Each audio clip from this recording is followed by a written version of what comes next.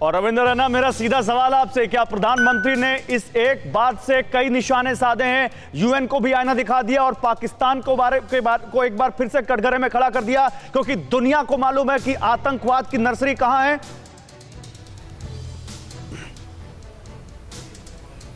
माननीय प्रधानमंत्री नरेंद्र मोदी साहब ने जिस प्रकार यूनाइटेड नेशन की जनरल असेंबली को एड्रेस करते हुए यूनाइटेड नेशन को भी आईना दिखाया और पूरी दुनिया का भी मार्गदर्शन किया है, हर मुद्दे पर प्रधानमंत्री जी ने यूनाइटेड नेशन और पूरे विश्व पटल को, पूरी दुनिया को एक संदेश दिया है कि हम सबको कैसे रहना चाहिए।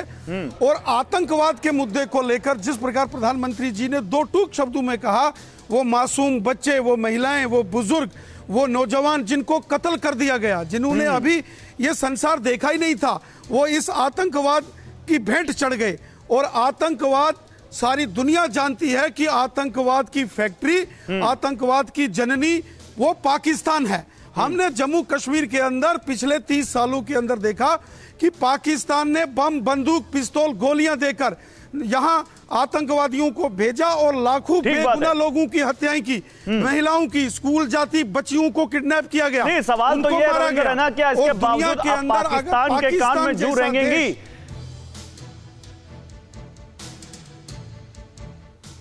जी, पूरी दुनिया के अंदर आज इस बात को तो स्थापित हो चुकी है, यह बात कि पाकिस्तान आतंकवादियों की सरजमी है, जननी है। और आप देख रहे हैं कि बहुत सारे ऐसे देश जो पास्ट में पाकिस्तान के हमदर्द होते थे, सऊदी अरेबिया जैसे मैं इसी बात को लेकर जाऊंगा। पाकिस्तान से हमारे साथ एक मेहमान है, उनसे इस बारे में बात करूंगा। पीटीआई के लीडर है हमारे साथ, उनसे बात करेंगे। रविंद्र रैना, आप रहिए हमारे साथ। लेकिन आतंक पर प्रहार, चीन और पाक को सख्त संदेश। एक बार फिर से देखिए क्या कहा प्रधानमंत्री ने।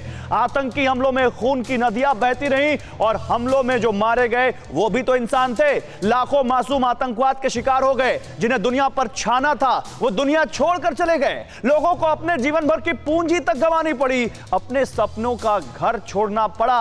और मैं इसी बात को लेकर आता हूं इफ्तिकार साहब आपके पास। इफ्तिकार साहब, पूरी दुनिया को मालूम है कि पाकिस्तान में किस तरह से टेररिस्ट कैंप चलते हैं, पूरी दुनिया को मालूम है कि किस तरह से पाकिस्तान आतंकवाद को स्पॉन्सर करता है और कई बार वो बात सामने आई है। क्या अब पाकिस्तान में कुछ इस बात को लेकर चर्चा है? क्या आप लोग सोचते हैं कि नहीं, अब वक्त बदलने का आ गया है, या इस तरह से चीन की गोद में बैठकर अभी भी ये सब चलेगा? बिस्मिल्लाहिर्रहमानिर्रहीम। वजाल हक्का वज़हकल बातिला इन्नल बातिला काना ज़हूका। सच आया और झूठ भागा और झूठ के नसीब में ही भागना है। बहुत शुक्रिया आपका गौरव, आपने मुझे लिया, इस चैनल पे मुझे बात करने का मौका दिया। मैंने अपने पूरे दोस्तों को सुना और बड़ी अहम चीज़ आपने की आतंकवाद की। और आपके वज़ीर आज़म ने बड़े खूबसूरत शब्द इस्तेमाल किए, लेकिन काश वो आर्मी पब्लिक स्कूल पेशावर में 250 बच्चों की भी बात करते।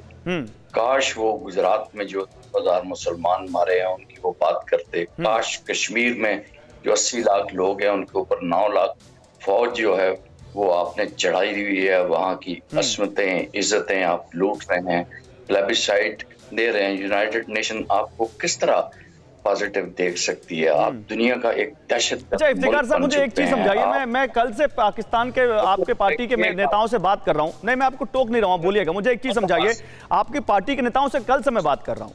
आप लोगों को कश्मीर दिखता है, आप लोगों को शिनजियांग नहीं दिखता है। आप लोगों को जिस तरह से तथाकथित यहां पर दिखता है, आप नहीं, मेरी बात सुनाई, मेरी बात आइए। आप लोगों को सेकुलरिज्म याद आता है, आप लोगों को यह क्यों नहीं याद आता कि पाकिस्तान एक सेकुलर मुल्क क्यों नहीं है? आप लोग मुस्लिमों के ऊपर कहते हैं कि यहां पर भारत में, जैसा कि आप कहते हैं, ऐसा कुछ है नहीं कि भारत में जुल्म हो रहा है। आप लोगों को यह क्यों नहीं याद आता कि पाकिस्तान जब बना था तो 13% हिंदू आबादी थी, आज वो घटकर कहां आ गई? और सबसे बड़ा सवाल, आपके लोगों को उइगर मुस्लिम नहीं दिखते हैं क्या?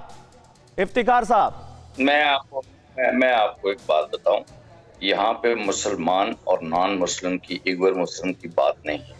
अगर कोई भी IS जो इज़ है उसके साथ जुड़ेगा तो चाहे वो मुसलमान दहशतगर्द हो, हम उसकी नहीं, भारत तो एक सेकुलर मुल्क है, पाकिस्तान सेकुलर मुल्क क्यों नहीं? इसका जवाब दे दीजिए। भारत सेकुलर मुल्क है, पाकिस्तान सेकुलर मुल्क क्यों नहीं? इसका जवाब दे दीजिए मुझे।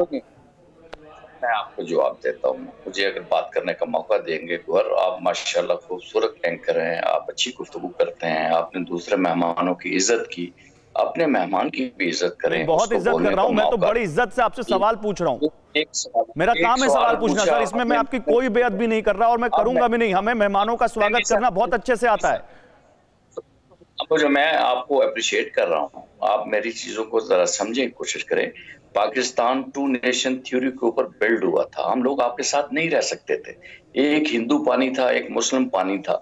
हमारे हालात ऐसे थे कि हमारा को मुसलमान बच्चा अगर हिंदुओं की रसोई से गुजर जाता था तो उसको पलीत और मलिच सर, ये पूरी दुनिया जानती है पाकिस्तान क्यों बना था, कैसे बना था, किसकी इंटेंशन थी पाकिस्तान को बनाने के पीछे। मैं आता हूं रविंदर रैना। सर, मैं पूरा टाइम तो आपको नहीं दे सकता ना सर, मेरे पास और भी पैनलिस्ट हैं। आप ऐसे बोलते रहेंगे, मैं पूरा टाइम आपको पूरा टाइम नहीं दे सकता सर। आप मेरे सवाल पे नहीं आ रहे। मैं आता हूं इफ्तिकार साहब। क्या आप पर भी बरपा है जालसाजी का कहर?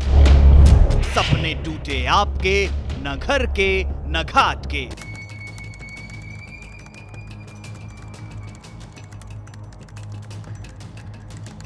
देखिए लूट घर हर रात 9:30 बजे।